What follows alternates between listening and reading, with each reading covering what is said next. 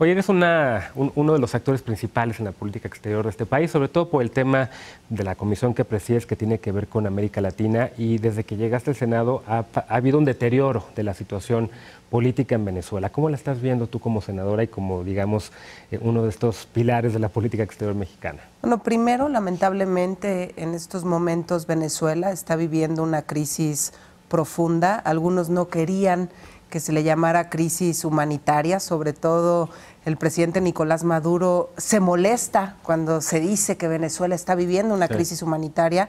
Lamentablemente así es. Si tú revisas, Genaro, la inflación en este país asciende a una inflación del 500%. Se estima que a finales del 2017 la inflación rebasará el 800%. ¿Esto qué quiere decir? Que en Venezuela no se tienen alimentos, no se tienen medicinas, no se tienen tratamientos a todas aquellas personas enfermas de cáncer, de diabetes. Bueno, pues terminan muriéndose porque no hay quien los trate. Lo que se está viviendo en Venezuela es una crisis en la que el continente americano y sobre todo los países de la región debieran estar teniendo pronunciamientos más contundentes. Hoy celebro que en México, pero si uno revisa, ¿no? De hecho, cuando empezamos en el 2012 presidiendo esta Comisión de Relaciones Exteriores América Latina y el Caribe, en el 2014 tuvimos algunos legisladores de la Asamblea Nacional en el Senado de la República que nos hablaban de la crisis que se estaba viviendo en la Asamblea Nacional.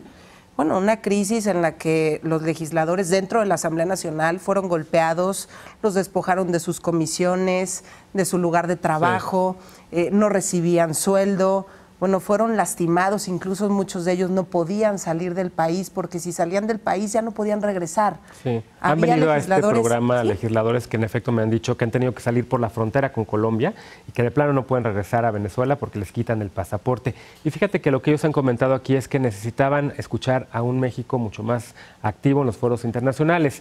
¿Cómo has visto la participación del poder? Ahorita hablamos del legislativo y la diplomacia parlamentaria, pero ¿cómo has visto la posición del Poder Ejecutivo mexicano? Era un poco era justo un poco de lo que te quería decir.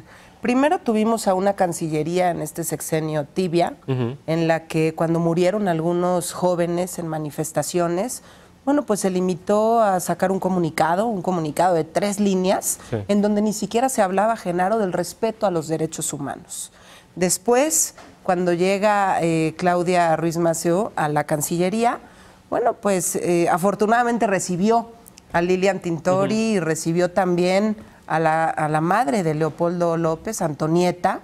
La recibió, las escuchó y esto fue pues muy positivo, porque son 2 mujeres que estuvieron tocando la puerta del presidente Peña Nieto para ser recibidas y que escucharan su versión. ¿Qué veíamos? Una Cancillería que no quería tener diferencias con Venezuela, una Cancillería que prefería mantenerse al margen y te comparto. Nosotros desde el Senado impulsamos pronunciamientos presionando al gobierno mexicano para que jugasen un rol activo para generar el diálogo entre la oposición y el gobierno. Lamentablemente eso no fue así.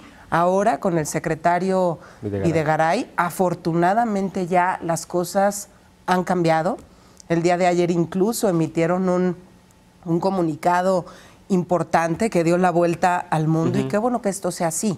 Porque además hace algunas semanas, después de que el presidente Peña Nieto recibe a Lilian Tintori, Antonieta, bueno, pues la Cancillería jugó también un rol activo en la región con los países que integran la Organización de Estados Americanos, provocando incluso reuniones con los cancilleres para ver qué hacer, cómo ayudar a Venezuela, cómo, respetando, por supuesto, a Venezuela como país, cómo poder influir de alguna forma para generar los canales de diálogo adecuados, insisto, entre la oposición y el gobierno venezolano. Oye, el representante de Venezuela en la OEA le decía al gobierno mexicano y lo acusaba de injerencista, justamente por esta participación activa. ¿Qué le dirías a este representante venezolano? Bueno, es completamente ridículo. Así han acusado a nuestro embajador en la OEA, han acusado también al canciller. Cuando no se está de su lado, Bueno, se enoja la canciller venezolana, se enojan diferentes actores del gobierno venezolano, pero esto no es ajeno, esto ha venido ocurriendo en los últimos años. Se han enojado con diferentes actores de la política mexicana que hemos jugado un rol activo. Incluso yo tuve la oportunidad de estar en el 2015 en el proceso electoral, participando el día de la jornada, diciembre del 2015, cuando se eligió la Asamblea Nacional y se eligen 120 legisladores de oposición, ¿no? En una asamblea de 167 integrantes, si no me equivoco.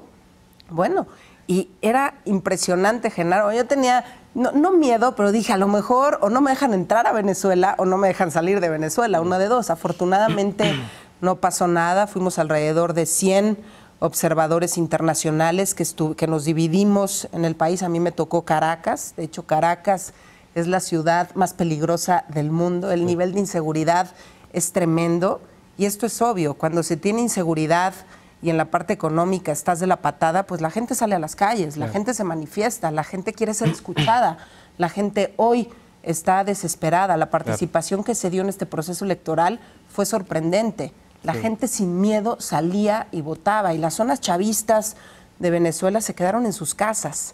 Oye, me quedan 3 minutitos y quisiera hablar de diplomacia parlamentaria, porque en el Senado de la República, tú presides esta comisión, y hubo un comunicado de la Comisión Permanente.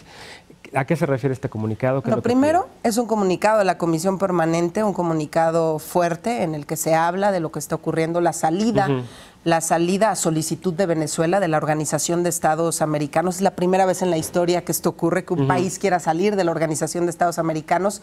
En su momento fue expulsado Cuba, pero es lo más que ha pasado y es un proceso largo, Genaro. Los llevará como 2 años porque se tiene que analizar, revisar, no está sencillo. En la parte de diplomacia parlamentaria, nosotros tenemos que seguir provocando que en los 16 foros internacionales en los que tenemos participación como senadores y como diputados, provoquemos pronunciamientos en la región. Y provocar también, he estado buscando, peleando que se tenga una reunión interparlamentaria. Como hay con los Estados Unidos. Como hay con los Estados Unidos y con muchos países de mi región que las tenemos de manera periódica. Cuba, Argentina, Guatemala, entre muchos otros países. Necesitamos provocarla, necesitamos ir a un grupo de legisladores. ¿Hay interés en Venezuela por eso? Sí hay interés. Yo la he estado construyendo en los últimos meses. Estamos tratando de encontrar el momento exacto y que también sea una delegación nutrida desde México. Pero ojo, en este pronunciamiento que se hizo el día de ayer, el único partido político que no quiso participar ni firmar fue Morena. Y lo quiero dejar muy claro porque es lamentable. Parecía que sería un pronunciamiento en el que todos avaláramos pues el respeto a las libertades, a los derechos humanos, provocar también que Venezuela pueda recibir esa ayuda humanitaria a los demás países que al día de hoy no han permitido que entren los demás países, ayudar a este país que está en una crisis profunda. No tener pañales, insisto, no tener papel higiénico, no tener lo básico, alimentos, pasta de dientes, toallas femeninas, inyecciones, la gente no lo tiene. Entonces, están en una crisis profunda, no podemos guardar silencio y como Senado, en este trabajo parlamentario, provocar esta reunión interparlamentaria y segundo, presionar al gobierno federal para que haga su trabajo y pueda tener injerencia dentro de Naciones Unidas. Claro. Que dentro del Consejo de Derechos Humanos, en donde hoy no tenemos un espacio, porque se van rotando los países, provoquemos con Brasil, con Paraguay, que se toque el tema y que haya definiciones serias. Los pronunciamientos ayudan porque se escucha la voz internacional, pero pareciera que Maduro está omiso a lo que está ocurriendo. Él celebra bailando mientras están matando a jóvenes en la calle. Y esto empezó, ya llevan en el poder 18 años, esto empezó con un gobierno, con ciudadanos cansados del gobierno en 1998, optan por Hugo Chávez como opción. Al año siguiente él cambia la Constitución, la Carta Magna, para poder quedarse en el poder y ahorita Maduro está buscando exactamente lo mismo, muy similar, después de tantos años, modificar la Carta Magna para poder quedarse también en el poder. Pues senadora Mariana Gómez del Campo, gracias por estos minutos para Foro Global y suerte con la interparlamentaria, ojalá que se logre. Muchas gracias y fuerza Venezuela.